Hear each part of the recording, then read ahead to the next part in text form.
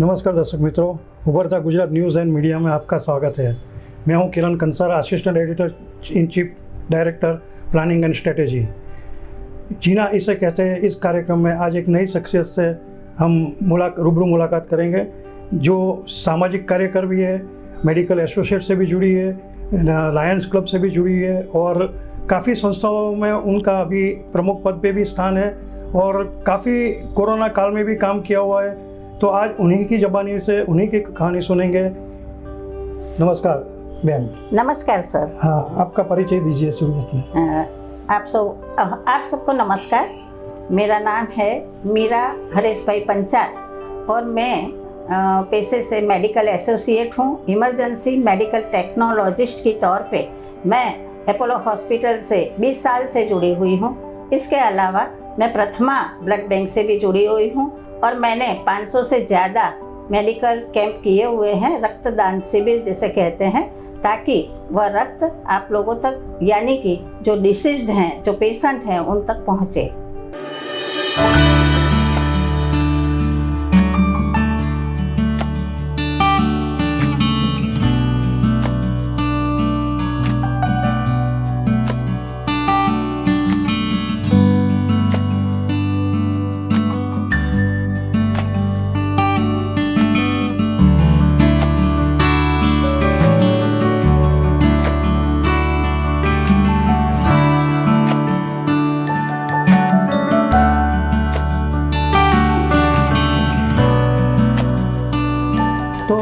Ma'am, आप इतनी सारी संस्थाओं से जुड़ी है, तो आपकी कहानी हम शुरुआत से सुनना चाहेंगे और दर्शक मित्र भी जानना चाहेंगे कि आपका बचपन किस तरीके से बीता और किस तरीके से आगे बढ़ा।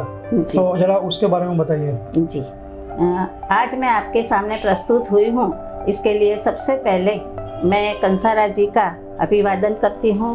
वो मेरे जीवन में जिस तरह से जब बचपन होता है तो बचपन में पिता और भाई और माता आगे बढ़ाते हैं, लेकिन जब समाज में आते हैं तब आगे बढ़ने के लिए कोई ना कोई गुरु होता है। तो वो गुरु हैं श्री कंसारा जी।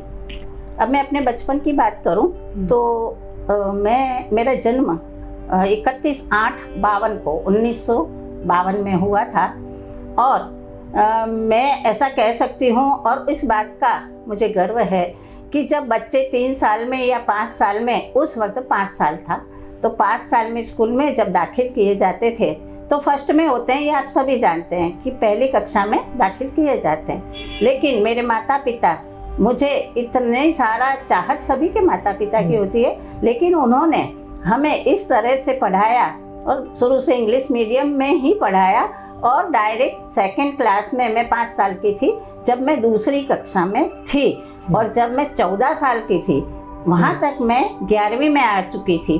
तो उस वक्त मुझे कॉलेज में एडमिशन इसलिए सिर्फ नहीं मिला कि मैं 14 साल की थी, तो मुझे तो गर्व है कि मैंने 14 साल में इतनी कम उम्र में 11वीं पास कर ली थी। बहुत बढ़िया, बहुत बढ़िया।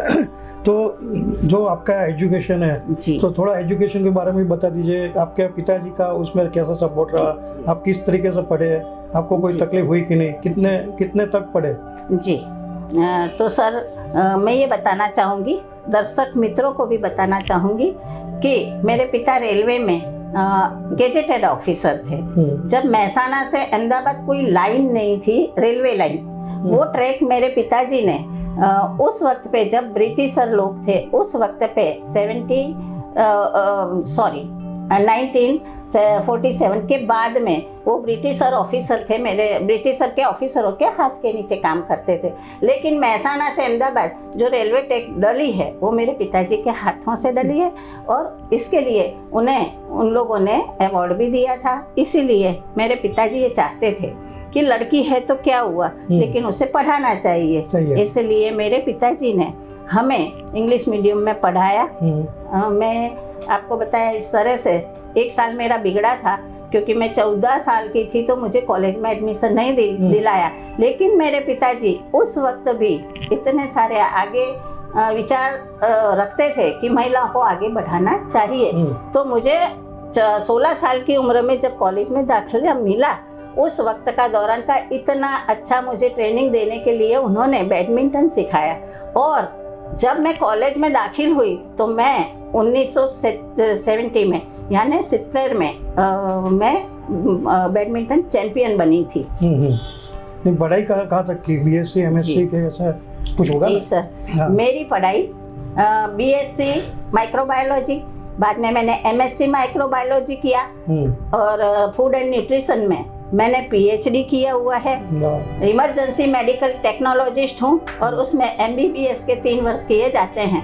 ऐसे मैं मेडिकल में डॉक्टर मीराबेन भी कहला सकती हूँ। लेकिन इस युग में अभी 5 साल अगर मेडिकल नहीं करते हैं तो हम डॉक्टर नहीं कहला सकते। लेकिन मुझे रजामंदी दी गई है कि अगर आप मेडिकल टेक्नोलॉजिस्ट हैं और 20 साल से काम कर रहे हैं so you can say doctor ji. अच्छा, हाँ, तो मैम आपने आपका एजुकेशन कहाँ तक का है और किस तरीके से आपने पढ़ाई की? मेरा एजुकेशन है, मैंने BSc microbiology MG science college Ahmedabad से किया। उसके बाद में एमजी साइंस कॉलेज की जब अच्छे परसेंटेज से उत्तीर्ण हुई तब मेरे पिताजी ने चाहा कि उन्हें ऐसा भी पुराने ज़माने में था कि आप शादी कर लें, लेकिन मुझे पढ़ना था, इसलिए मैंने फिर एमएससी किया और वो बड़ौदा एमएस यूनिवर्सिटी से मैंने माइक्रोबायोलॉजी किया। और पढ़ाई के साथ साथ आपने कुछ दूसरी एक्टिविटीज़ की जैसे स्पोर्ट्स है उस तरीके से? हाँ जी, मैंने पढ़ाई के दौरान बैडमिंटन सीखा था और मैं राज्य कक्षा की बैडमिंटन की चैंपियन रह चुकी हूँ सन 1970 में। बराबर है। तो वो जो उसके साथ साथ दूसरा कोई एक्टिविटीज़ था आपके जीवन में पढ़ाई के बारे में और पढ़ाई के साथ साथ? जी, पढ़ाई में मुझे मेडिकल करना था, मैं डॉक्टर बनना चाहती थी शुरू से ही। तो हॉबी के लिए मुझे बहुत यानी घर में से कहते थे कि आपको डॉक्टर बनना है, तो अपनी हॉबीज़ को मैंने अपने आप ही मुझे दबाना पड़ा। लेकिन कभी कभी मैंने टीवी में अपने एक्ट्रेस के तौर पे सोशल की जो डॉक्यूमेंट्री बनती थी उसमें मैंने काम किया। अच्छा, मैं दर्शक मित्रों मैं भी जानना चाहूँगा कि एमबीबीएस जब होते हैं तब डॉक्टरेट का या डॉक्टर का सर्टिफिकेट मिलता है या डॉक्टर बोल सकते हैं, तो आपके अंदर 3 साल का जो पढ़ाई हुआ एमबीबीएस में तो उसके बाद नहीं हुआ, तो उसमें क्या फ़र्क आया कि उसमें भी डॉक्टर बोल सकते हैं कि मेडिकल एसोसिएट बोल सकते हैं? जी, उसका ज़रा खुलासा कर दीजिए। हाँ जी, मैंने एमएससी माइक्रोबायोलॉजी कर लिया, उसके बाद में PhD in food and nutrition किया। इस तरह से मैं डॉक्टर जरूर बनी। हाँ, लेकिन फूड एंड उसमें जी वो पीएचडी के तौर पे। हाँ। लेकिन मुझे तो मेडिकल में डॉक्टर बनना था, इसलिए बीएससी के बाद उस समय एमबीबीएस में दाखिला मिल जाता था, जो मुझे एडमिशन मिल गया था। और मैंने यहाँ से अहमदाबाद की कॉलेज से मैंने एमबीबीएस के 3 साल किए, उसमें स्पेशलिस्ट इन EMT यानी कि मेडिकल इमरजेंसी मेडिकल टेक्नोलॉजिस्ट। सो इसलिए मैं इमरजेंसी मेडिकल टेक्नोलॉजिस्ट हूँ और अपोलो से जुड़ी हुई हूँ और उसे डॉक्टर कह सकते हैं, यह परमिशन दी गई है। अच्छा, एजुकेशन के बाद जी आपकी शादी भी हुई होगी, आपके पति भी होंगे और उनका बिजनेस भी क्या है आपका? उनके साथ अभी जो बिजनेस में आपको जो सोशल सर्विस में सपोर्ट करते कि नहीं करते, उसके बारे में ज़रा बताइए। जी, बचपन से मेरे पिता और माता ने तो आगे बढ़ाया, वो तो हर एक के माता पिता बढ़ाते हैं, लेकिन जब शादी होती है तब हर महिला को यह तकलीफ होती है कि ससुराल में होने किस तरह से इसको फेस करना पड़ेगा। फ्रीडम नहीं मिलता है, तो और पहले के ज़माने में तो ज़्यादा था, ज़माने में यानी 75 में ऐसा ही ज़माना था कि जब हम पंचाल से हैं, तो मैं ये तो नहीं कहना चाहूँगी कि हमारी कास्ट में बिल्कुल जैसे पढ़ने ही नहीं देते हैं, लड़कियों को पढ़ाते हैं, लेकिन जब वो सीए तक बन जाती हैं, डॉक्टर बन जाती हैं, अगर वो मेडिकल की एक्सपर्ट बन जाती हैं, फिर भी शादी के बाद उन्हें बाहर कुछ काम करने की इजाज़त नहीं है। लेकिन मेरे ससुराल में मेरी सास ने, मेरे ससुर जी ने मुझे अलाउड नहीं किया था, लेकिन मेरे पति इतने अच्छे थे, वो मैकेनिकल इंजीनियर हैं और 16 जो मैनचेस्टर कहलाता है हमारा अहमदाबाद, उसमें 16 अपनी मिलें थी। वो मिलें जब बंद हो गई तब 1990 में बंद हुई थी। तो उसके पहले तक मेरे पति टेक्सटाइल के बहुत बड़े अच्छे मैन्युफैक्चरर थे और उन्होंने मुझे ऐसा सपोर्ट किया कि मैं आज जहाँ हूँ मैं उन्हीं के कारण हूँ। बहुत बढ़िया, बहुत बढ़िया। तो आपके जीवन में आपका पति का भी बहुत सा सहयोग भी है और उनकी वजह से ही ये इस जगह पे आप पहुँचे हुए हैं। दूसरा कि एजुकेशन भी आ गया आपका, आपकी मैरिज लाइफ भी हो गई, मैरिज में आपके बच्चे भी होंगे, तो कितने बच्चे हैं, वो क्या कर रहे हैं, उसके बारे में भी जरा बताइए। जी, मेरे 2 बेटे हैं, एक बेटी है।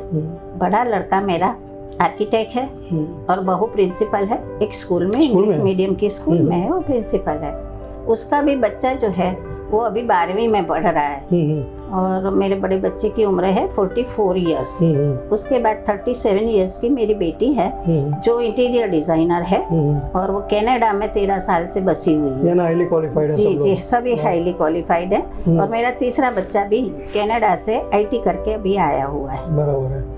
तो मैम, मैं अभी आप जो सामाजिक काम कर रहे हैं या अपोलो में भी जो सर्विस करे, पहले आप अपोलो के बारे में बताइए कि आप अपोलो हॉस्पिटल से कैसे जुड़े और उसमें क्या काम करना पड़ता है, तो पूरा डिटेल्स में बात करिए। जी, जब मैं अपोलो से जुड़ी, अपोलो हॉस्पिटल से, जी अपोलो हॉस्पिटल से जब जुड़ी तब वहाँ पर सरकार श्री ने 108 जो अभी रखी हुई है पेशेंट के लिए, तो 108 के लिए कोई डॉक्टर नहीं मिलते थे।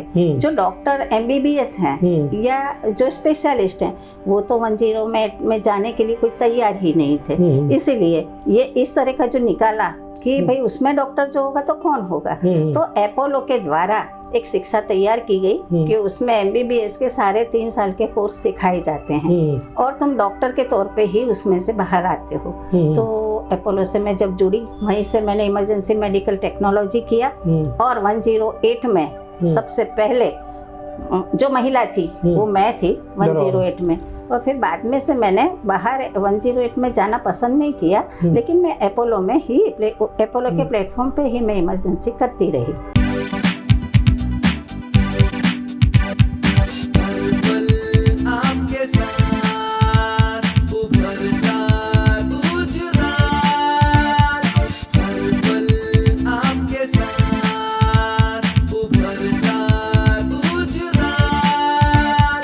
सपनों की उड़ान भरना है,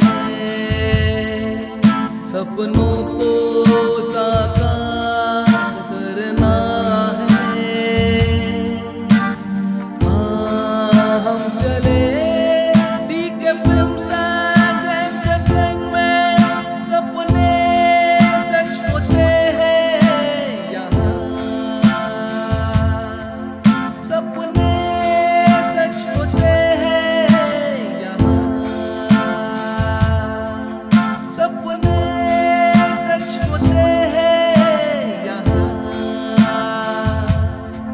DK फिल्म्स एंड एंटरटेनमेंट्स, सपने सच होते हैं यहाँ। 108 क्या है? जी, 108 इसके पहले कोई भी ऐसी सुविधा नहीं थी कि अगर किसी को घर में, रास्ते में या किसी भी जगह वो होता था, अगर उसे कोई भी एक्सीडेंट हो जाए या किसी को हार्ट अटैक आ जाए, डिलीवरी हो जाए, किसी भी प्रकार की इमरजेंसी आ जाए, तो हाँ पर देयर वाज नथिंग कि ऐसी कोई भी सुविधा नहीं थी कि आप उसे उस जगह से हॉस्पिटल ले जाएं। तो इसके लिए जब सरकार ने 108 को लाए तो इम्प्लीमेंट किया, तो डॉक्टरों को शिक्षा दी गई। उस वक्त मैंने वही शिक्षा ली थी, लेकिन 108 है जो अब हर जगह आपको उपलब्ध है, तो वो आप जहाँ बैठे हैं, जहाँ कहीं भी हो, अगर तबीयत बिगड़ती है और आप उससे फ़ोन करते हैं वो तुरंत आ जाती है। नहीं, मगर पहले क्या था कि कभी भी एक्सीडेंट होता था जी, तो जो रास्ते में जाने वाली व्यक्ति थी वो कभी इंटरफेयर नहीं होती थी, तो आज की तारीख में इंटरफेयर होते हैं, तो क्यों होते हैं? हाँ जी, अब उन्हें पता चल गया है। पहले ऐसा था कि अगर कोई वहाँ हाजिर होता था एक्सीडेंट के टाइम पे और अगर वो हॉस्पिटल जाता था तो उसने तो अच्छा काम किया, अपनी गाड़ी में ले जाता था वो हॉस्पिटल। तो हॉस्पिटल में और पुलिस दोनों जगह ये कहा जाता, पहले तो पुलिस उन्हें तकलीफ देती थी, कब FIR कितने करती थी। बजे FIR कर उसके देती जवाब थी। मारते थे, इसलिए कोई उसके इसीलिए कोई वहाँ इन्वॉल्व होना ही नहीं चाहता चाहते था थे। कि अगर मरा हुआ पड़ा है या मरने वाला है तो वो किसी की मदद कोई गाड़ी वाला नहीं करता था। बराबर है। तो इसकी वजह से ये 108 की जी। सुविधा गवर्नमेंट ने निकाली है। गवर्नमेंट ने निकाली। और अभी जो आप सोशल सर्विस कर रहे हो, प्रथमा से भी जुड़े हो, जैसे ब्लड डोनेशन है, ब्लड कैंप भी आप किया हुआ है, तो उसके बारे में थोड़ा ज़्यादा बताइए। जी, अब दुनिया में जैसे कि आप जानते हैं कि जब भी कोई भी ऐसा, जैसे अभी पेंडेमिक चल रहा है, ऐसे क्रिटिकल बहुत सारे डिसीज आते रहते हैं, और ऐसे भी जनरली जब लोग कुछ बीमार होते हैं, पेशेंट होते हैं, उन्हें खून की ज़रूरत होती है। तो खून की ज़रूरत को पूरा करने के लिए जैसे प्रथमा ब्लड बैंक है, रेड क्रॉस भी है। हाँ जी, ऐसी जो संस्था है वो, उसमें मैंने प्रथमा से काम किया हुआ है। तो वहाँ पर जो गाड़ियाँ जाती हैं वो रेड क्रॉस जैसी ही है, लेकिन प्रथमा अभी सबसे बड़ी ब्लड बैंक कहलाई जाती है गुजरात में। और जिस जगह पे जाते हैं वो हर वार्ड में खड़ी रहती है उनकी गाड़ी, यानी कि उनकी जगह पे जाते हैं कि जहाँ डोनर्स आना चाहें, जैसे कि किसी के ब्लड चाहिए, किसी को, वो अब जानने लगे हैं लोग कि हमें रक्तदान करना चाहिए, और रक्तदान महादान कहलाता है। इसलिए डोनर्स आते हैं और हमारी गाड़ियों में और प्रथमा ब्लड बैंक पे भी जाकर अपने आप ही रक्तदान करते हैं। हाँ मैम, मैं ये जानना चाहूँगा और दर्शक मित्र भी जानना चाहेंगे कि 108 की जो सुविधा है उसके बारे में आपने बहुत कुछ बता दिया। तो अभी जो आप प्रथमा से जुड़े हुए, प्रथमा जो है वो ब्लड कलेक्ट भी करती है और डिस्ट्रीब्यूशन भी करती है। ऐसी बहुत सी संस्थाएं हैं जो प्राइवेट भी है, रेड क्रॉस भी है, सभी जगह पे उपलब्ध है। मगर जब आप लोग कलेक्ट करते हो तो सब फ्री में देने के लिए तैयार है, सब कुछ जो भी आदमी चाहे वो आपके पास आ जाता है। मगर जब किसी को भी ब्लड की ज़रूरत पड़ती है तो हम प्रथमा को फ़ोन करते हैं कि भाई हमें ये ब्लड चाहिए, ये ग्रुप चाहिए, बी ग्रुप चाहिए, मगर वो लोग बोलते हैं कि कुछ पैसे लगेंगे जी। तो वो पैसे किसके लिए लगता है जी, उसके बारे में आप जरा बताइए जी। अब जब आप सब जानते हैं कि ब्लड डोनर जब आता है वो डोनेट करता है, वो फ्री में ही करता है। और उसकी सुविधा का ध्यान भी हर ब्लड बैंक जिसके द्वारा वो आता है वो करते ही हैं, उसकी सुविधा जो ब्लड डोनेट करता है। लेकिन आपने बताया, मैं रोकता हूँ, ब्लड डोनेट जो करते हैं तो उसके वो भी आप देखते हैं कि ये बीपी का पेशेंट है कि नहीं है, या ड्रगिस्ट है कि नहीं, वो आपको आप किस तरीके से उसका चेक करते हैं जी? जैसे कि डोनेट करने के लिए तो हर कोई तैयार हो ही जाता है, क्योंकि ये रक्तदान है और जो समझते हैं वो देते ही हैं। लेकिन हम हर डोनर से ये रक्तदान इसलिए नहीं ले सकते कि पहले उसका चेकअप होता है। जब वो आता है सबसे पहले उसका बीपी हम चेक करते हैं। अगर हाई बीपी या लो बीपी होता है तो हम उसको रिजेक्ट करते हैं। अगर हीमोग्लोबिन 6 है यानी 14 होना चाहिए, अगर हीमोग्लोबिन भी कम होता है तो हम उसे रिजेक्ट करते हैं। इसके अलावा उसकी हिस्ट्री पूछी जाती है कि आप किसी बड़े डिसीज तो नहीं है आपको, तो अगर ऐसा कुछ होता है और तो भी इस 3 प्रकार से हीमोग्लोबिन, बीपी और किसी डिसीज्ड पेशेंट का हम ब्लड इसीलिए नहीं लेते हैं कि अगर वो देगा और जिस पेशेंट को लगेगा तो उसमें वो सारी डिसीज आ जाएगी। हाँ, इसीलिए मैंने ये क्वेश्चन किया ना कि आप क्या क्या केयर ले रहे हो। और भी दूसरा सवाल ये आएगा कि मुझे जो जानकारी मिली है कि जो ब्लड कलेक्ट करने वाली जो संस्थाएं है उनके ऊपर जो नागरिक है, जो डोनेट करने वाले, उन लोगों ने भी थोड़ी शंका दी है कि भी ये जो इतना सारा ब्लड मुफ्त में आता है तो पैसा क्यों लगते हैं और क्यों ज़्यादा चार्जेस होते हैं। तो उसके लिए एक PIL हुई है गुजरात हाई कोर्ट में भी जी। तो मुझे लगता है प्रथमा के ऊपर भी हुई है, प्रथमा सबसे ज़्यादा ब्लड कलेक्शन करती थी, इसके लिए भी। तो आज की पोजीशन में क्या परिस्थिति है उनकी जी? अब आपको मैं बता दूं कि प्रथमा ब्लड बैंक बहुत बड़ी अच्छी क्वालिटी का ब्लड देने वाली बैंक कहलाई जाती थी। लेकिन जब लोगों ने उसका बहिष्कार करना शुरू किया, हर जगह विरोधी तो होते हैं, इस तरह से प्रथमा ब्लड बैंक के भी बहुत से विरोधी हैं। वो मेडिकल तौर से उसे नीचा गिराना चाहते हैं। और फर्स्ट जो आप कह रहे हैं PIL हुई है, ज़रूर हुई है, उसके बारे में मैं थोड़ा बता दूं कि जब डोनर ब्लड दे देता है और लेकिन जब लेने आते हैं जिसको जरूरतमंद को, तो वो अपना सैंपल लेके आते हैं ब्लड का। ब्लड का सैंपल लाएगा, हाँ, वो डॉक्टर तो बोलते हैं कि ये सैंपल आप ले जाओ, हाँ। तो ही ब्लड बैंक में हम उसे देंगे, नहीं तो नहीं देंगे। सैंपल वगैरह नहीं दे देते कि तुम आए और लो ले जाओ, ये चाहिए बी चाहिए, ऐसा नहीं है। वो जब सैंपल लेके आता है तो जो डोनर ने, जिस डोनर ने जैसे ए चाहिए होता है तो उसे, जिसको ए की जरूरत तो हम ए वाला देंगे ना, तो वो ए डोनर, जो ए ग्रुप वाला डोनर होता है, उसका ब्लड और सैंपल हम लोग उसका सारा उसका टेस्ट किया जाता है अलग अलग तरीके से।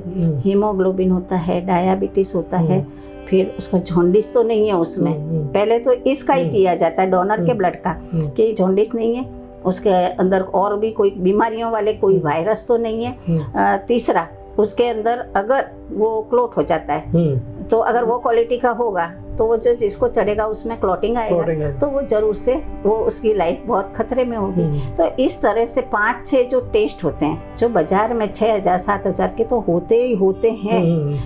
थायराइड क्या होता है, ये सब तरह के जो टेस्ट होते हैं वो कर, उसके तो हमारे हो ही गए। ब्लड बैंक का उतना तो चढ़ ही गया कि भाई उसका हाँ उसका पैसा तो चढ़ ही गया कि 5-6 हज़ार के तुमने उसके टेस्ट करे। अब सामने वाला जब आता है, क्रॉस मैचिंग किया जाता है ब्लड का, तो उसमें भी यही होता है कि आने वाला जो सैंपल है वो सैंपल इसके साथ में पहले तो मैच होता है कि नहीं, क्रॉस मैच किया जाता है। ये हो गया। उसके बाद में जितने टेस्ट होते हैं वो तो वो दोनों के साथ में फिर से किए जाते हैं दोबारा। तो अगर 6 से 7 हज़ार तक का और उससे शायद ज़्यादा भी कभी कभी हो ही जाता है, तो वो पैसा कौन भरेगा। तो इसलिए ये अनुमति दी गई है गवर्नमेंट द्वारा कि कोई भी ट्रस्ट अगर वो ब्लड डोनेशन का कुछ भी चलाता है, ये रन करता है, तो उससे पैसे वसूल कर सकता है। तो जब लेने आता है तो वो टेस्टिंग के चार्ज होते हैं, ना कि इस ब्लड का नहीं है। ये टेस्टिंग चार्ज है जो लोग बाग वहाँ पर देते हैं। तो ये जानकारी अपने दर्शक मित्रों को भी दी, वो बहुत बढ़िया रही। दूसरा कि जो ब्लड डोनेट का जो सिलसिला है उसमें काफ़ी रुकावट भी आ गई। अभी इतना सारा लोग डोनेट भी नहीं करे, मगर अभी मैंने देखा कि लॉकडाउन में 6 महीना निकल गया, तो उस टाइम पे भी जो ब्लड की तो ज़रूर सबको पड़ती होगी, तो शॉर्टेज भी आ गई होगी क्योंकि कोई देने के लिए भी राजी नहीं होगा। और अभी जिस तरीके से वायरस का जो चल रहा है उसमें किसी की हिम्मत भी नहीं आई होगी, तो उस परिस्थिति में आपने क्या किया? अभी लगभग डोनेशन तो देते हैं, लेकिन ब्लड डोनेट करने के लिए जो जैसे तैसे तो जागृति आई थी कि ब्लड डोनेट करना चाहिए, और जब जागृति आई तब ये कोरोना आ गया, और कोरोना की वजह से लोग डोनेट करने नहीं आते हैं। लेकिन जो पुरानी हमारी संस्थाएं जो ब्लड बैंक से जुड़ी हुई हैं, वहाँ पर जाकर हम लोग समझाते हैं कि आप सब अपनी संस्था के कम से कम अपनी संस्था में 10 हो, 12 हो या 100 हो, फैक्ट्रीज में जाते हैं, स्कूलों में जाते हैं, इस तरह से हर संस्था को, लायंस क्लब है जैसे, लायंस क्लब तो अपने लोगों को जरूर कहती है, वो 300 से 500 डोनेट करती है। इस तरह से हर संस्था से जुड़कर उनको रिक्वेस्ट करते हैं, वो लोग ब्लड डोनेट करते हैं। और थैलेमीशिया के जो दर्दी है जी, उसको ब्लड की जरूरत पड़ती होगी जी, तो उसके लिए भी आप सुविधा करते होंगे? जी, थैलेसेमिया के जो बच्चे से बच्चा होता है ना, उसको भी थैलेसेमिया होता है। पहले तो ये दर्शक मित्रों को बताइए थैलेमीशिया क्या है? थैलेसेमिया वो क्या है? थैलेसेमिया ऐसा है कि हमारे शरीर में ब्लड बनता है, तो जब ब्लड बनता है तो उसका लाल कलर होता है, वो लाल रक्त कण बोले जाते हैं। तो लाल रक्त कण की वजह से उसका कलर होता है। वो कहाँ से उत्पन्न होते हैं? लाल ब्लड सेल्स जिसे बोलते हैं, रेड ब्लड सेल, वो हमारे शरीर की हड्डियों में से, गुर्दे में से बनते हैं। तो थैलेसेमिया वो चीज़ है कि जो पेशेंट होता है थैलेसेमिया का, उसके बोन मैरो में से वो रक्त कण कम निकलते हैं, यानी कि उससे लाल कणों की कमी होती है, और इसके लिए उसे घड़ी घड़ी ब्लड चढ़ाना पड़ेगा। क्योंकि मैं थोड़ा सा ज़्यादा बताना चाहूँगी इसके बारे में कि भाई खून की कमी हुई, खून चढ़ाना पड़ता है तो सबको मालूम है, लेकिन जो रेड ब्लड सेल है उसका काम क्या है कि हम जो सांस में प्राणवायु ऑक्सीजन लेते हैं, तो वो रक्त कण वो ऑक्सीजन को खींच लेता है बॉडी में, बॉडी के लिए जो लेते हो। तो अगर रक्त कण में ऑक्सीजन नहीं है, कम ब्लड है जिसमें भी, तो आप ऑक्सीजन के बगैर तो जी नहीं सकते, सही। और ब्लड सर्कुलेट जब होगा तो विदाउट ऑक्सीजन ही पानी ही जैसे सर्कुलेट हो रहा है शरीर में। इसलिए उसे बार बार 2 दिन में, कभी 7 दिन में, कभी महीने में चढ़ाना ही पड़ता है। तो ये है थैलेसेमिया, और इसके लिए ब्लड चढ़ाना जरूरी होता है। तो इसीलिए कोरोना के समय में भी आप लोगों ने जो काम बहुत मेहनत करते हैं, तो उस तरीके से सबको समझा के काम किया हुआ है। यही समझा के कि इस तरह की कमी होगी तो बच्चा, बालक, जो जिसको भी थैलेसेमिया होगा। मैं आपको मेरा भी एक प्रसंग बता दूं आपको जी कि अहमदाबाद का जो बापूनगर पुलिस स्टेशन है, जी उन्होंने अभी 1 महीने पहले एक ब्लड बैंक का आयोजन किया था। उसमें एसपी भी आए थे, डीएसपी भी आए थे, डीसीपी भी थे। तो उन लोगों ने करीबन 400 लोगों का ब्लड बहुत अच्छा, बहुत अच्छा। तो वो भी काबिल तारीफ था कि इतना कि कोरोना के समय भी लोग आने लगे कि भी इतना ब्लड देना ही है, और सामने से लोग आ रहे थे जी। तो थोड़ी तो सबको समझदारी तो है ही कि भी इसमें कोई तकलीफ नहीं है, आपको देना ही चाहिए। लेकिन इनको मोटिवेट करने वाले आप जैसे लोग हैं, ये आप भी तो उसके लिए मेहनत करते हैं कि आप ब्लड डोनेट कीजिए। हम भी मैं भी खुद सामाजिक कार्य करूँ तो मैं तो हर जगह पे मौजूद ही रहता हूँ। कहीं ना कहीं ऐसा नहीं है कि ब्लड के लिए दूसरी भी व्यवस्थाओं के लिए भी मैं जाता हूँ। और आपसे भी जानना चाहूँगा, आप दूसरी कौन सी संस्था से जुड़े हुए हैं? जी, मैं सिविल डिफेंस से जुड़ी हुई हूँ, नागरिक संरक्षण। सिविल डिफेंस क्या है? जी, सिविल और किसने निकाला हुआ है? जी, सन जब हमारा देश आज़ाद नहीं हुआ था तब की मैं बात कर रही हूँ। जब सन 1947 में 47 में जब हमारा देश आज़ाद हुआ, तब पुलिस फोर्स को भी वहाँ रखने की ज़रूरत पड़ी थी, क्योंकि कौमी हो गया था उस वक्त। तो उसे, या कुदरती कोई भी आफत आती थी तो वहाँ पर पुलिस को हमेशा भेजा जाता था, पुलिस कर्मियों को, कि सुरक्षा करे, लोगों की सुरक्षा करे, या बाढ़ आ गई तो वहाँ से निकाले, तो उससे बचाए। तो ये सारी क्रियाओं में पुलिस लोगों का जो फोर्स था वो कम, हाँ वहाँ जाता था लेकिन कम था। और अगर चला गया तो यहाँ अफरा तफरी हो जाती थी, शहर में कोई कटोकटी हो जाती, वहाँ नहीं होता था तो यहाँ कौमी दंगे होने लगे, या कोई झगड़ा फिसाद होने लगा, खूना मक्की होने लगी, क्योंकि पुलिस हाजिर ही नहीं है। तब हमारे देश में सिविल डिफेंस का ये चयन हुआ कि civil defence equivalent to police होती है जब पुलिस फोर्स कहीं व्यस्त होती है। अब तो इतना बढ़ गया है कि सिविल डिफेंस पहले कम लोगों को जानकारी थी, लेकिन जब हमारी सरकार ने, हर सरकार ने ये ध्यान दिया कि सिविल डिफेंस इक्विवेलेंट तो पुलिस फोर्स है और हमें ज़रूरत है। जब वो अगर पुलिसकर्मी कम होते हैं, जब कभी भी कोई कुदरती आफत आती है, आगजनी होती है, या पुलिस को अपने सरहद पे जाना पड़ता है, उस वक्त सिविल डिफेंस का सारा फोर्स उसमें लग जाता है। इसलिए सिविल डिफेंस जो चीज़ है उसमें जो सिविल डिफेंस के हेड हैं या उससे जुड़े लोग हैं, वो हमारे पास में खड़े लोगों की भी कोई तकलीफ हो तो उसे अपनी तकलीफ के मुताबिक उसका रक्षण करते हैं, सुरक्षा करते हैं, और उन्हें पुलिस के जैसा ही रक्षण देते हैं।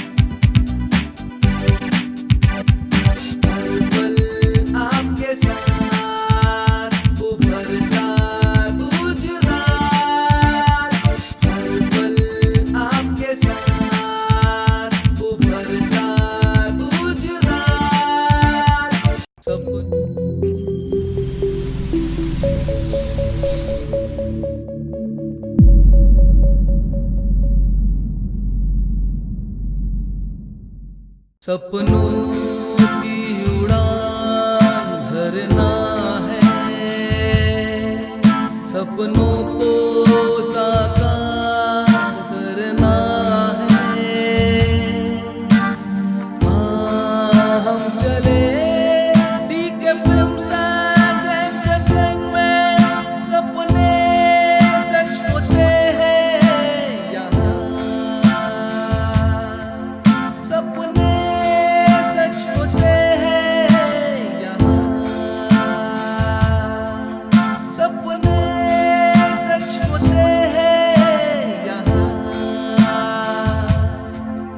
के फिल्म्स एंड एंटरटेनमेंट्स, सपने सच होते हैं यहाँ। अच्छा, हमें और दर्शक मित्र जानना चाहेंगे कि अब गुजरात गवर्नमेंट का जो सिविल डिफेंस है जी वो अभी कौन संचालन कर रहा है और किसके नीचे आप काम कर रहे हो? जी आपकी क्या पोस्ट है? जी आपको कोई सर्टिफिकेट अपॉइंट किया हुआ है वो है कि जी। नहीं? वो जरा दर्शक मित्रों को हाँ बताइए। जी। हमारे ये नागरिक संरक्षण की तालीम केंद्र का प्रमाण पत्र है जो सिविल डिफेंस में किस तरह चलता है, उसकी छोटी सी मैं आपको प्रक्रिया की जानकारी दूंगी कि नागरिक सुरक्षा क्या है यह सिखाया जाता है। मैं पहले मेरी पोस्ट बता देती हूँ। मैं सिविल डिफेंस में डेप्यूटी डिविजनल वार्ड के तौर पे काम कर रही हूँ, वार्डन के तौर पे, कि जिसे DYSP तक की पोस्ट कही जाती है, डेप्यूटी डिविजनल वार्डन। इस तरह से मैं जिलों में काम करती हूँ। अगर सिविल डिफेंस में कोई जुड़ना चाहता है तो वह जुड़ सकता है, लेकिन उसे इस तरह के प्रमाण पत्र की ज़रूरत होती है। मैंने बचपन में NCC किया था और प्लस नागरिक सुरक्षा का जो तालीम दी जाती है वो भी मैंने ग्रहण की थी और इसीलिए मुझे डेप्यूटी मिली है। अभी गोंदिया सर हैं जो गांधीनगर में है, वो संभाल रहे हैं। उसके बाद में जो सिविल डिफेंस के चीफ हैं वो है बाबू भाई झड़पिया साहब जी, और इस तरह से कदम साहब है तीसरे। इस तरह से ये 3 लोग संभाल रहे हैं। खाली महिलाओं को ही अपॉइंट करते हैं या जेंट्स को भी इस तरीके से अपॉइंट करते हैं? नहीं, सिविल डिफेंस ऐसी है जो मानद है, उसमें पगार नहीं दी जाती। पगार नहीं मिलती, लेकिन आप जब उसमें जुड़ते हो तो महिला बच्चे 18 साल से लेके 60 साल की उम्र तक के लोग उसमें जुड़ सकते हैं। उसमें 5 दिन की तालीम लेना पड़ता है और नागरिक संरक्षण का इस तरह का ऐसा कोई एजुकेशन की वहाँ लायकात कैसे कुछ नहीं, लायकात नहीं है, क्योंकि कोई डायरेक्ट जो कोई भी 10वीं 12वीं तो पढ़ी होना चाहिए। 10वीं से लेके ग्रेजुएशन या कोई भी अन्य ज्यादा पढ़ाई की हो तो भी जुड़ सकते हैं, लेकिन उम्र का बात नहीं।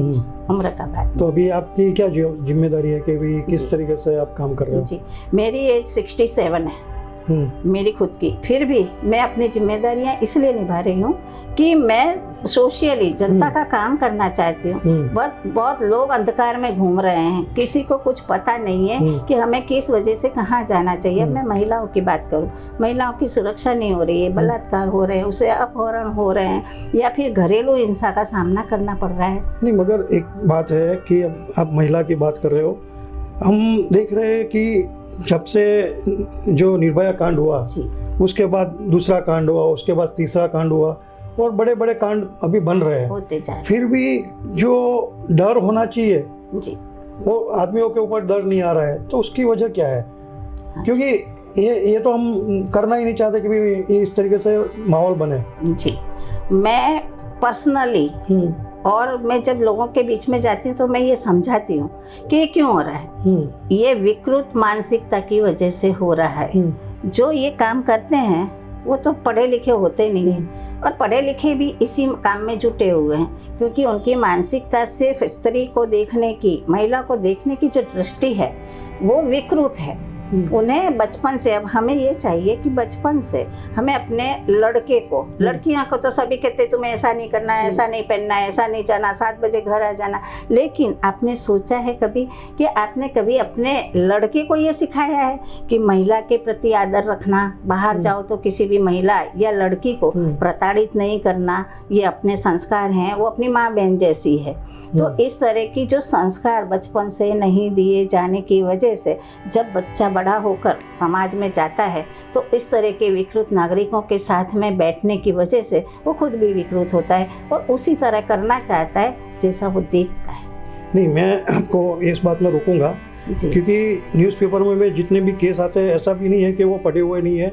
डॉक्टर जैसे आदमी का ही ऐसे भी केस आ जाते हैं तो पढ़े लिखे भी है, ऐसा नहीं है। तो दूसरी बात मैं ये जानना चाहूँगा कि फॉरेन के अंदर आप देखिए कि दुबई है जी, तो UAE है, तो UAE में क्राइम बहुत कम है। उसका रीज़न क्या है कि वहाँ शूट एंड साइट भी है, उसको तुरंत सजा मिल जाती है, तो वो डर यहाँ नहीं है। तो वहाँ क्या है कि आज कोई भी दुकान पे जाएंगे तो ताला भी नहीं लगाते, खुली रखते हैं, तो किसी को भी डर नहीं कि मेरी दुकान पे कोई चोरी नहीं होगी या कोई रेप भी नहीं होगा, कोई केस नहीं होगा, जीरो क्राइम है। जीरो क्राइम है। तो यहाँ तो इतना डर जो नहीं है वो उसकी वजह से मुझे लगता है जो कोर्ट की जो प्रोसीजर है, जी जो प्रोसीजर की जो लंबाई है, उसकी वजह से ये सब हो रहा है। जी अगर कोर्ट फैसला तुरंत सुना दे सुना दे तो मुझे लगता है कि थोड़ा कम हो जाएगा, ये रेट कम हो जाएगा। तो और कड़क कायदा भी बनना जरूरी है कि अगर उसके 7 दिनों में अगर कोई इस तरह की विकृत मानसिकता का शिकार किसी को बनाते हैं तो उस आरोपी को तुरंत यानी कि 1 महीने के अंदर सजा सुना देनी चाहिए। ऐसा स्पेशल कायदा बनना स्पेशल जरूरी है जो टास्क नहीं फोर्स है। होना चाहिए कि जिसका पूरी तरह से किसी को जो तोहमतदार है उसको भी ऐसा नहीं होना चाहिए कि वो सही है कि गलत है, उसकी भी पूरी छानबीन होनी चाहिए कि भी उसने जो गुनाह किया है सही किया है। क्योंकि आज की तारीख में जो विकृति इतनी बढ़ गई है कि खाली रैप नहीं होता है, जी बहुत ज़्यादा हो रहा है। बहुत ज्यादा हो रहा है। तो वो तो क्या है कि पूरी हद पार हो जाती है। तो मैं सर वही तो कह रही हूँ कि विकृत मानसिकता हो गई कि इस तरह से अलग अलग तरीके से प्रताड़ित करें तो उसको वो लोग ये समझते हैं कि हम नहीं तो इसके लिए भी कुछ तो बलात्कार कर दे, उसी को तो बलात्कार कहते हैं। हाँ वही तो कहता हूँ ना।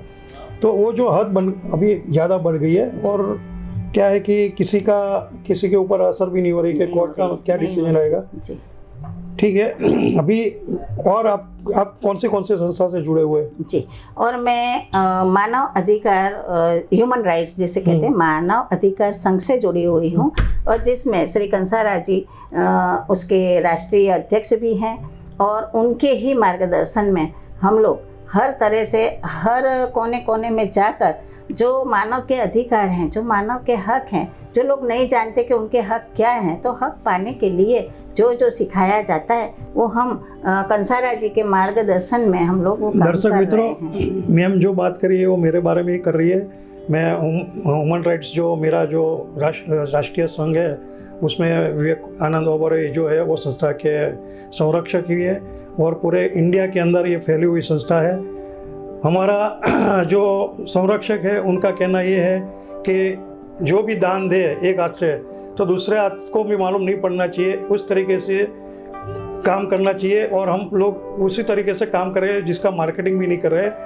और मैम जो है हमारे गुजरात प्रदेश के अध्यक्ष भी है और उनको भी सामाजिक जवाबदारी मैंने दी हुई है कि महिला सशक्तिकरण किस तरीके से किया जाए और महिलाओं को पूरी जागरूकता किस तरीके से दी जाए उसका मैं पूरा डिटेल इनके साथ बैठ के चर्चा करता हूँ। और 181 से भी मेरा सहयोग रहता है, महिला पुलिस से भी मेरा सहयोग है और जो महिला आयोग है उनके साथ भी बैठ के मैं काम करता हूँ और सखी संस्था है इनके साथ भी मैं काम करता हूँ। तो मैम भी उनके साथ ही जुड़ी हुई है।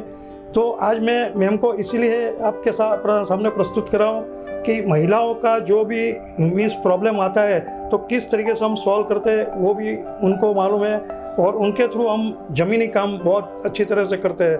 तो धन्यवाद मैम, आपने जो मेरा परिचय भी फिर से दे दिया। नमस्कार सर। तो उसमें इसके बजाय दूसरी और कोई संस्था से आप जुड़े? जी मैं संस्थाओं से मैं जुड़ने नहीं चाहती हूँ लेकिन संस्थाएं मुझे ढूंढते हुए मुझे ये कहती हैं कि आप इतना जो कर रहे हैं तो हमारी संस्था में भी जुड़ के काम करिए। तो मैं GRSS से गुजरात सेवा समिति द्वारा भी जुड़ी हुई हूँ जिसके फाउंडर मेंबर जो कहते हैं और राष्ट्रीय अध्यक्ष हैं वो सुरेंद्र सिंह जी राजपूत हैं। उनके पुत्र हैं मितेश जी और स्वप्निल जी राजपूत। वो लोग भी यही काम कर रहे हैं कि जन जन तक उनकी सुरक्षा उनको पहुंचाना, लोगों की जो समस्याएं हैं वो सारे समस्याओं का निकाल करना और हर तरह से वो खड़े रहते हैं कि ऐसा नहीं है कि कोई एक ही वहाँ काम करेगा। अगर कोई भी किसी भी 18 साल से बुढ़े हों तब तक भी जो अनुभवी वहाँ जाता है वो यही काम करने के लिए सुरेंद्र जी सर कहते हैं कि तुम अपना काम इसे प्लेटफॉर्म समझ के करिए। हाँ, हमारा GRSS का ऐसा नहीं है कि तुम हमारा ही बैनर का नाम लो। अभी मैम दूसरा सवाल मैं ये करने वाला हूँ कि आप जो इतना सारा काम कर रहे हैं जी, आपके मिस्टर ने तो समझ लिया कि भी बहुत सपोर्ट किया है, तो इसके लिए भी आपको अभी सपोर्ट करते होंगे? जी करते हैं। अभी भी करते हैं मेरे साथ में। हाँ। अगर मैं कहूँ हाँ। कि साथ में चलिए, हाँ। उन्हें इसमें कुछ इंटरेस्ट नहीं है। वो प्योर व्यापारी हैं। हाँ। गुजरात में व्यापारी वर्ग होता है, हाँ। उन्हें इन सब बातों से कुछ निस्बत नहीं नहीं है। होती। लेकिन उन्होंने मेरा सेवा का काम देखकर उन्होंने मुझे खुली छूट दे रखी है, इसलिए कि मैं सुबह 7 बजे उठ के खाना बनाती हूँ और 9 बजे कहीं जाना है तो पूरा खाना बना के, बच्चों का टिफिन भर के, हमारे हस्बैंड का ध्यान रख के। और मेरी सास तो मेरे साथ में 9 साल रही, जो पैरालाइज थी, तो भी उनकी भी मैंने सेवा की, घर पहले और फिर बाद में भी सेवा की। तो मुझे इस दृष्टि से देखते हुए उन्होंने मुझे ये छूट दे रखी है। तो आपके पीछे आपका मिस्टर का हाथ है कि आपको बहुत आगे बड़ा हाथ बढ़ाने के लिए। है। दर्शक मित्रों, अब लेते हैं छोटा सा ब्रेक, मिलते हैं ब्रेक के बाद।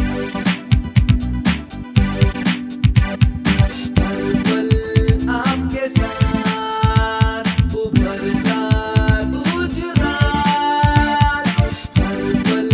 आपके साथ उभरता गुजरात। सब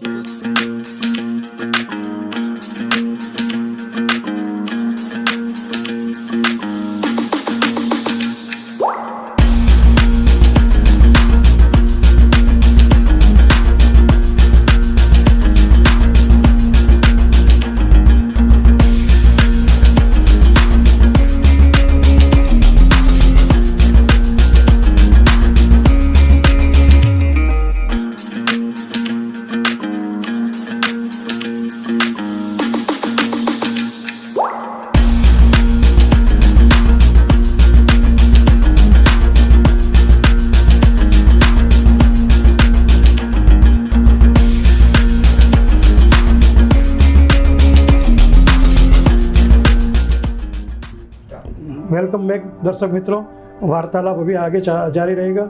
तो मैम, अभी इतनी सारी बातें तो आपने बता दी, जो आप सामाजिक कार्य कर रहे हो, आपने जिस संस्था से जुड़े उसके भी बातचीत कर ली।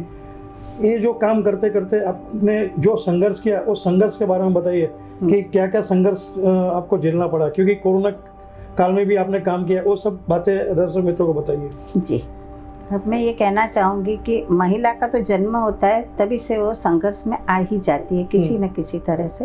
तो हम उस बात को नहीं कर रहे हैं, हम अभी की बात करेंगे कि जब मैंने 20 साल की उम्र के बाद में, जब कॉलेज में 21वें साल में पदार्पण किया, तब मैं वहाँ की लेडी प्रेसिडेंट बनी थी।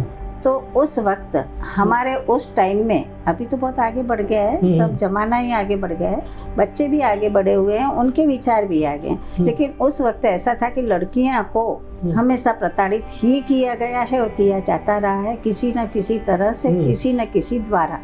तो जब मैं 21 साल की थी और जब मुझे कॉलेज की प्रेसिडेंट, महिला प्रेसिडेंट बनाया गया, तो तब मेरा एक काम था, मेरा एक लक्ष्य था कि मैं अपनी, उस वक्त से ही मेरा एक लक्ष्य था कि जो लड़कियां हैं वो पढ़ें लिखें, जिनके माता पिता उनको 12वीं कक्षा या कॉलेज तक भी नहीं पढ़ने देते थे, बीच में कई महिलाओं को छोड़ देना पड़ता था।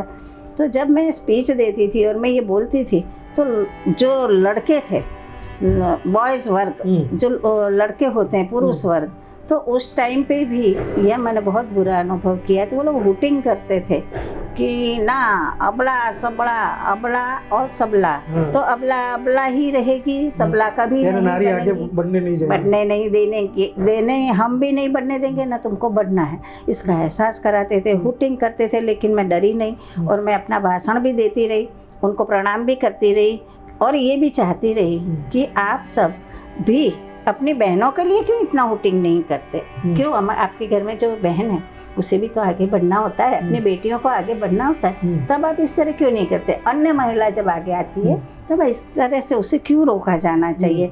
तब धीरे धीरे धीरे इस तरह से जब मेरे जीवन काल के दरमियान हर वक्त मुझे इस संघर्ष का तो सामना करना ही पड़ा था। जब सब ससुराल में आई तो हमारे पति और हमारी सास के अलावा सभी लोग यही कहते थे कि आपको आगे नहीं जाना है, आपको नेतागिरी नहीं करनी है, आपको क्या करना है महिला की सुरक्षा करके या महिलाओं के लिए आगे बोल के, क्यों ऐसा करना है। तब मुझे वो फूले महिला याद आ रही हैं कि जिन्होंने शिक्षा महिला की शिक्षा का पदार्पण किया था और उन्होंने ही शुरू करवाई थी। तो मैं किसी से डरी नहीं, संघर्ष का बहुत ही सामना किया, यानी कि यहाँ तक कि मुझे उसके लिए खाना भी नहीं दिया गया खाना तक नहीं दिया गया, फिर भी मैं भूखी रही और मैं अपने दम पे निकली जो काम करना था। मेरे नो डाउट मेरे पति की परमिशन से ही गई थी, जाती रही और फिर धीरे धीरे वो सब चुप हो गए जिन्होंने मेरे साथ में विरोध किया। मुझे संघर्ष करने के लिए बहुत खराब तरीके भी अपनाए गए, मुझ पे केस भी कर दिया गया कि ये बाहर जाके महिला को भड़काती है। तो ये बात तो थी ही नहीं, लोग भी जानते थे, हमारे बच्चे जानते थे और हमारे घर वाले तो जानते ही थे। नहीं, आपकी बात सही है, क्योंकि अगर महिला आगे नहीं आएगी तो देश भी आगे कैसे बढ़ेगा। मैं आपको मेरा एग्जांपल दूँ, मेरी मिसेस जॉब करती है जी, और मेरे घर पे भी पहले जब मैं शुरुआत में उसको ब्याह करके लेके आया था तब भी यही प्रॉब्लम सास बहू का रहता था, क्योंकि उसको जॉब के लिए जाना तो समय सर खाना बना के जाने का, फिर लड़का हुआ तो लड़के को जी मेरी मम्मी नहीं रखती थी जी, तो उसके लिए उन्होंने उस जो कॉरपोरेशन में जहाँ जॉब थी जी वहाँ घोड़िया घर था तो वहाँ उनको रखती थी। तो उस तरीके से भी हमने भी फेस किया हुआ है जी। तो अभी तो धीरे धीरे सुधर रहा है कि महिलाओं को लोग हेल्प कर रहे हैं। मेरी जॉब बाहरगाम थी, मैं 15 दिन के बाद यहाँ आता था, तो उस टाइम पे भी मैं उनको बहुत सपोर्ट करता था। उसको उसकी मम्मी के घर ले जाता था और उसको जो भी पिक्चर देखना है पिक्चर दिखाता था, और तू जो भी कर मैं तेरे लिए छूट देता हूँ। बहुत अच्छे सर। तो महिलाओं को अगर इस तरीके से प्रोटेक्शन नहीं मिलेगा तो शायद कोई महिला आगे आएगी, मगर अभी लोगों की जो सोच है वो बदल गई है और काफ़ी महिलाएं आगे भी आई है। तो आप जो अभी जो संघर्ष कर रहे हो तो वो संघर्ष आपको जो काम कर रहे हो जो संस्था से उसमें भी कुछ झेलना पड़ा होगा जी, तो उसके बारे में जरा बताइए। जी, मैंने जितनी संस्थाओं में काम किया है उसमें मेडिकल की संस्था वो संस्था ही है, उसमें मुझे कुछ कम झेलना पड़ा, ज़्यादा नहीं झेलना पड़ा, क्योंकि वो सेवा दिख रही थी कि मैं काम कर रही हूँ, लोगों को इंजेक्शन दे रहे हैं, हम लोग उसकी जान बचा रहे हैं, रात दिन नहीं देख रहे हैं। इस तरह से अभी भी जो संघर्ष है वो अब सिर्फ समाज के लोगों का रह गया है। कोरोना समय की कोई हिस्ट्री है तो बताइए जरा। हाँ जी, बताती हूँ कि कोरोना समय में तो हर जगह कोरोना वॉरियर्स यानी कि डॉक्टर्स नर्सेस जो निकलती थी कि भाई हम भी हमारी टीम के साथ में निकलते थे कि अगर आपको कोई तकलीफ हो, बुखार आया हो तो हमें बताइए।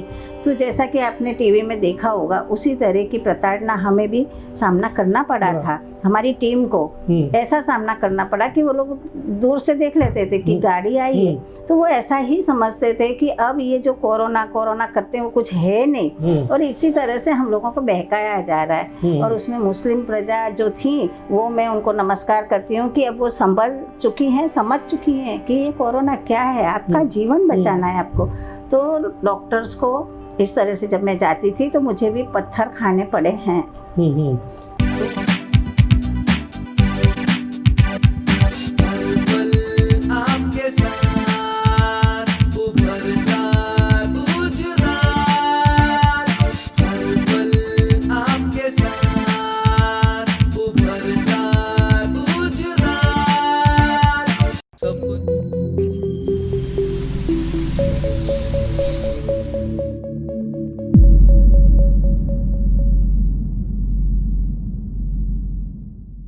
सपनों की उड़ान भरना है,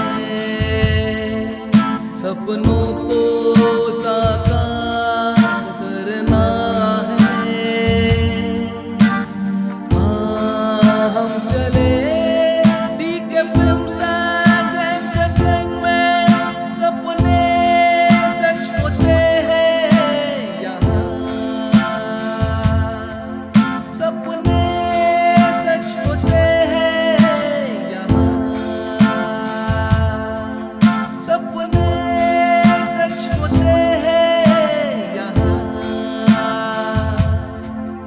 के फिल्म्स एंड एंटरटेनमेंट्स, सपने सच होते हैं यहाँ। जीना इसे कहते हैं कार्यक्रम में आपका फिर से स्वागत है। कार्यक्रम को आगे बढ़ाते हुए वार्तालाप जारी रहेगा। हाँ डॉक्टर मीरा चाल जी, अभी थोड़ा रिलैक्स में हम इंटरनेट की बात करेंगे। आपको फिल्म इंडस्ट्रीज में थोड़ा दिलचस्पी तो होगा, तो बॉलीवुड इंडस्ट्रीज में आपको कौन सा हीरो फेवरेट है? जी, हमारे ज़माने की बात करूँगी तो मुझे विनोद खन्ना जी से मैं उनकी फेवरेट रही हूँ और वो मेरे फेवरेट हैं। समझो कि मेरी इतनी सारी मैं क्रेजी थी कि उनकी हर फिल्म की हर फोटो की मैंने पूरी फाइल बना रखी थी। तो मेरे पापा ने एक दिन देख लिया और उन्होंने बोला ऐसा क्रेजी होना नहीं है, अपने लाइफ में पढ़ो लिखो। और तब से मैंने हटा दिया अपनी ज़िंदगी से, क्योंकि वो एक क्रेज ही था बचपन का।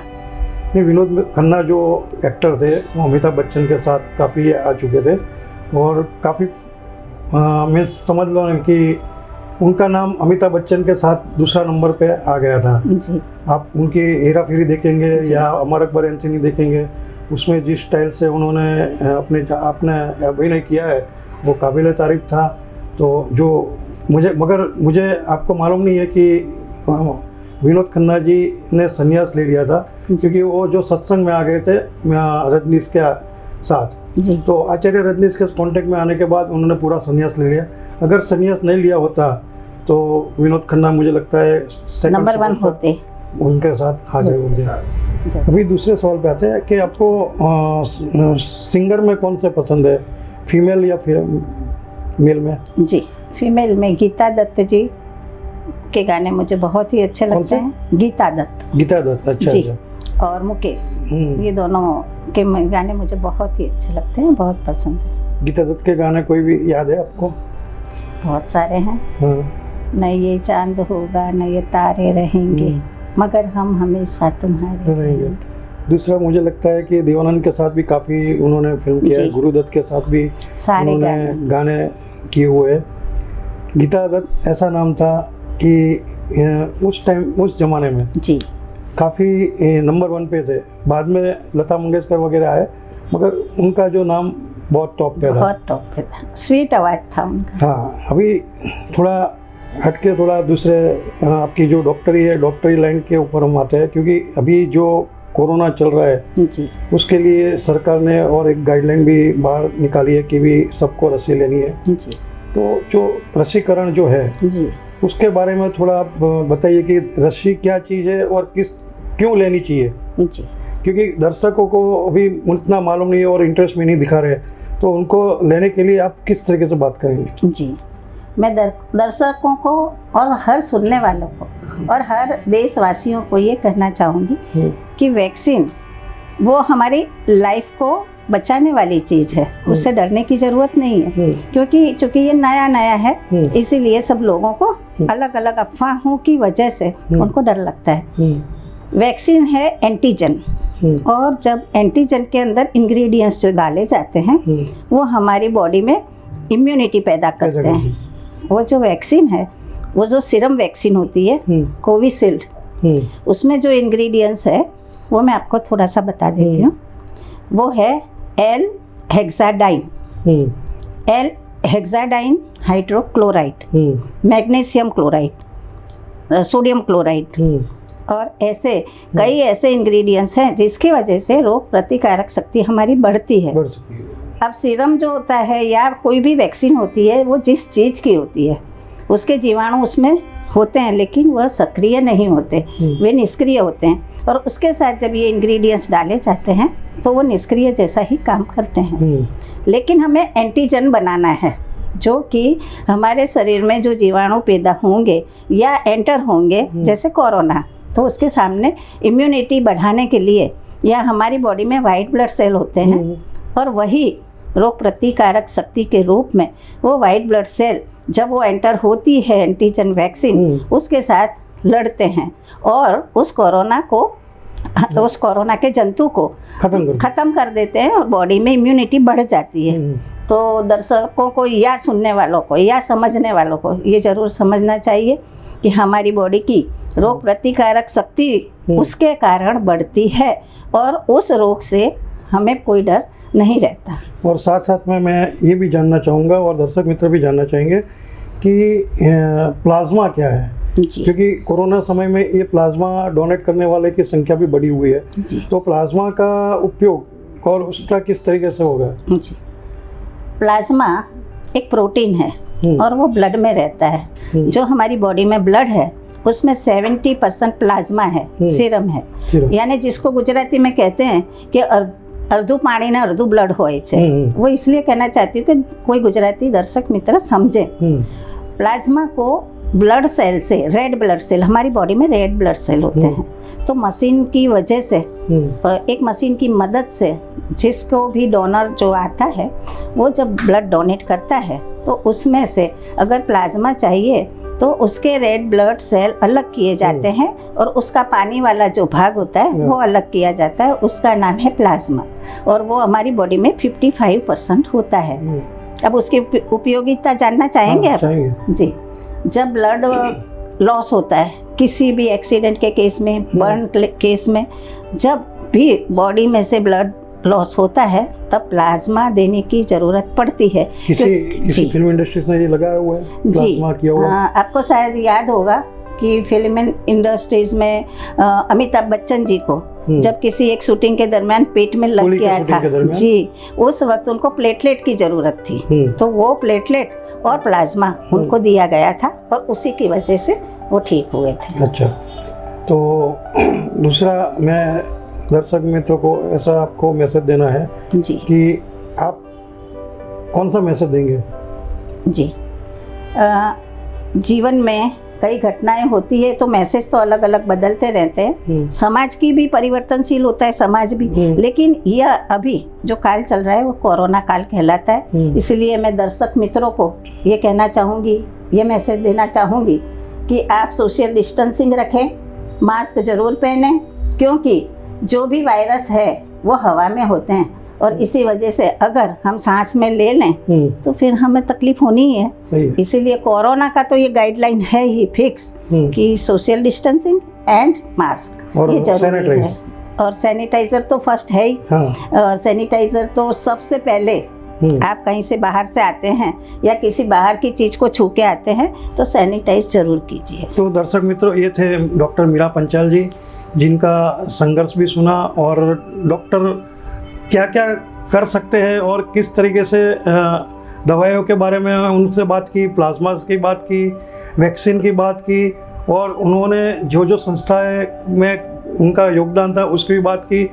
हम दर्शक मित्रों को ये भी कहना चाहते हैं कि अगर कोई आपके पास ऐसी शख्सियत है कि जो आगे आना चाहती है, और हमारा जो कॉन्टैक्ट नंबर इस लाइन पे भी रहेगा, तो आप उस कांटेक्ट करके हमारे पास वो शख्सियत को भेजिए, हम उनका इंटरव्यू लेंगे और इसी तरह से जीना इसी कहते हैं कार्यक्रम जारी रखेंगे और उनमें उनको शामिल भी करेंगे। तो दर्शक मित्रों, हम विदा लेते हैं और अगले प्रोग्राम में नई शख्सियत से मिलेंगे। धन्यवाद। दर्शक मित्रों, अब हम अलविदा लेते हैं, लेकिन अलविदा इसलिए ये कह के नहीं ले रहे हैं कि हम कभी मिलेंगे ही नहीं, लेकिन कोरोना काल है, आप सभी अपना ध्यान रखिए और नए साल में आपके लिए बहुत बहुत शुभकामनाएं और बहुत ही अच्छे से आप स्वस्थ रहिए और सतर्क रहिए। स्वस्थ रहिए, खुश रहिए। नमस्कार।